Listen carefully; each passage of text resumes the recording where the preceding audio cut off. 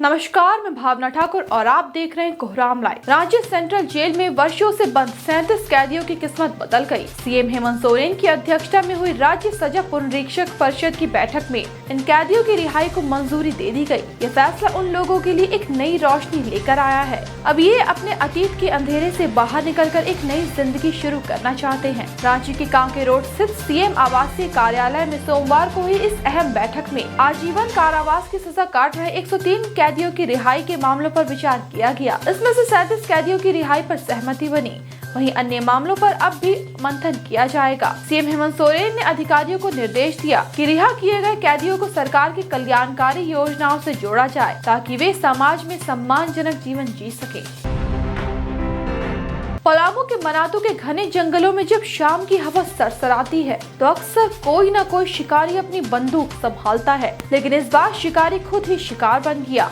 बंशी खुर्द गांव के 6 दोस्त जो जंगल में रोमांच और शिकार के जुनून में डूबे थे, वे नहीं जानते थे कि उनका ये खेल किसी की जिंदगी से खेल जाएगा। जावेद खान यही नाम है उस बदकिस्मत युवक का। इसकी पीठ में दागी गई गोली ने इस पूरे घटनाक्रम को रहस्य और सनसनी में बदल दिया। पहले खबर उड़ी कि अपराधियों ने जावेद को गोली मारी, लेकिन जब पुलिस ने पर्दे खोली तो सच्चाई सबके सामने आई। वह और भी चौंकाने वाली थी। पलामू एसपी रेशमा रमेशन के अनुसार जावेद अपने दोस्तों अशद खान, शेरू खान, शब्बीर खान, सानिदू खान और शकील खान के साथ जंगल में शिकार करने गया था। उनकी बंदूकें किसी जंगली जानवर की तलाश में तनी थी। एक गोली चली और वो जावेद के पीठ में जा धंसी। चीखों और अफरा तफरी के बीच उसे आनंद फानन में मेदिनी राय मेडिकल कॉलेज एंड हॉस्पिटल में ले जाया गया, मगर परिजनों ने बाद में उसे एक निजी अस्पताल में भर्ती कर दिया। पुलिस की तफ्तीश जारी है। एफआईआर दर्ज हो चुकी है और इस अनहोनी में किसका हाथ है इसका पता लगाया जा रहा है।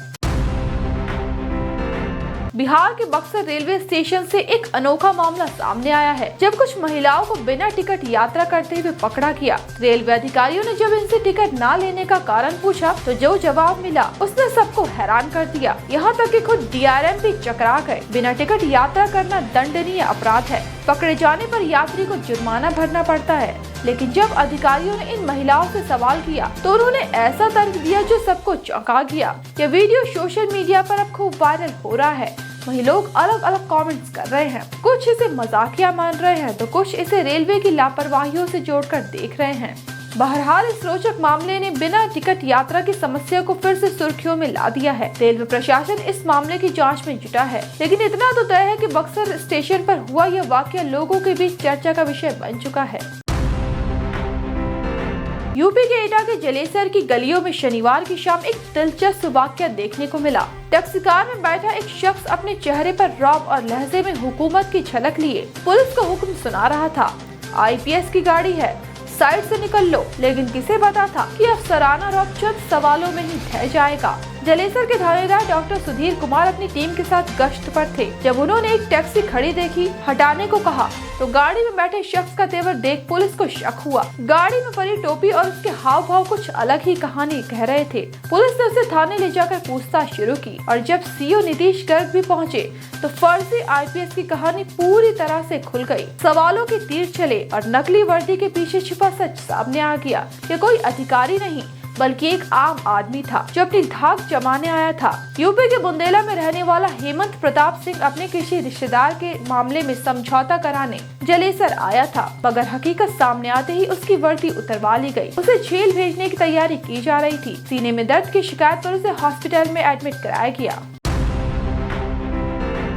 झारखंड ऊर्जा विकास निगम लिमिटेड में इन दिनों उच्च पदों पर सृजन का एक नया खेल खेला जा रहा है। झारखंड ऊर्जा विकास श्रमिक संघ के अध्यक्ष अजय राय ने गंभीर इल्जाम लगाते हुए सीबीआई जांच की मांग की है ताकि सच सामने आ सके और दूध का दूध और पानी का पानी हो जाए। अजय राय का कहना है कि निगम में निचले स्तर के पदों पर कर्मचारियों की भारी कमी है, जिससे रोजमर्रा के कार्यों में दिक्कतें आ रही हैं। लेकिन इसके बावजूद निगम में कार्यकारी निदेशक, महाप्रबंधक और उप महाप्रबंधक जैसे उच्च पदों का सृजन किया जा रहा है, इससे निगम पर करोड़ों का अतिरिक्त वित्तीय बोझ बढ़ेगा। उन्होंने आरोप लगाया कि ये सब चहेतों को प्रोन्नति देने के लिए किया जा रहा है, न कि निगम के विकास के लिए। उनका इल्जाम ये भी है कि ये सारा खेल अंदर खाने चल रही मिली भगत का नतीजा है। ऊंचे पदों पर प्रमोशन देने के लिए लेन देन का गुप्त खेल भी खेला जा रहा है, इसमें निगम के आला अधिकारी भी शामिल है। उन्होंने कहा कि योग्यता और पारदर्शिता को ताक पर रखकर सिर्फ अपने लोगों को लाभ पहुँचाने की नीति अपनाई जा रही है।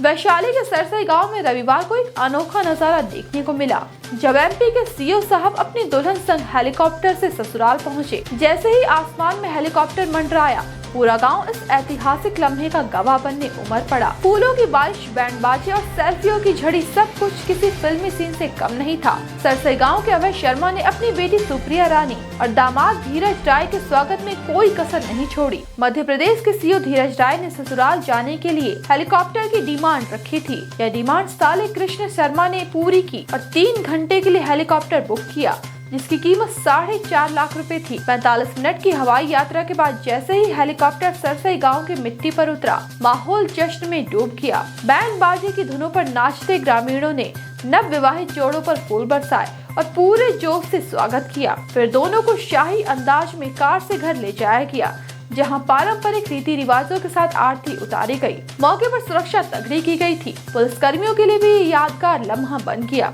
कई लोगों के लिए ये पहला मौका था जब उन्होंने इतने करीब से हेलीकॉप्टर देखा था। अभय शर्मा के परिवार के कुछ सदस्यों ने भी हेलीकॉप्टर में सैर का मजा लिया। उत्तराखंड के रामनगर के घने जंगलों में आज एक नजारा हर किसी को दंग कर गया। एक विशाल अजगर पूरे 25 फीट लंबा और 170 किलो वजनी।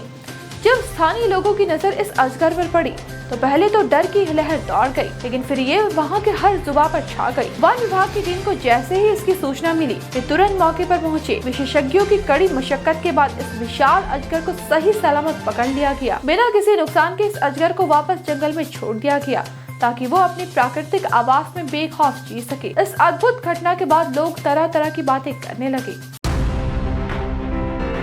दिल्ली का ऐतिहासिक रामलीला मैदान एक बार फिर शपथ ग्रहण समारोह का गवाह बनेगा। इस बार भाजपा सरकार के नव निर्वाचित सीएम और उनके मंत्रिमंडल के सहयोगी संभवतः 20 फरवरी को इसी पावन स्थल पर शपथ लेंगे। ये वही स्थान है जहां अरविंद केजरीवाल ने 2013, 2015 और 2020 में दिल्ली के सीएम के रूप में शपथ ली थी। लेकिन इस बार परिदृश्य बदल चुका है, किरदार बदल चुके हैं। दिल्ली सरकार और एमसीडी ने इस भव्य आयोजन के लिए तैयारियां शुरू कर दी है। रामलीला मैदान को 5 हिस्सों में बांटा गया है, ताकि आम जनता और गणमान्य अतिथियों को कोई असुविधा न हो। कुल 4 मंच बनाए गए हैं। जनता के लिए 30,000 कुर्सियां लगाने की तैयारी है। जनता को बेहतर दृश्य अनुभव देने के लिए 12 LED स्क्रीन भी लगाई जाएगी, ताकि हर व्यक्ति समारोह को स्पष्ट रूप से देख सके। 100 से ज्यादा CCTV कैमरा लगाए गए हैं। ऐसे ही दिन भर की बड़ी खबरों के लिए जुड़े रहिए कोहरामलाइव.com के साथ।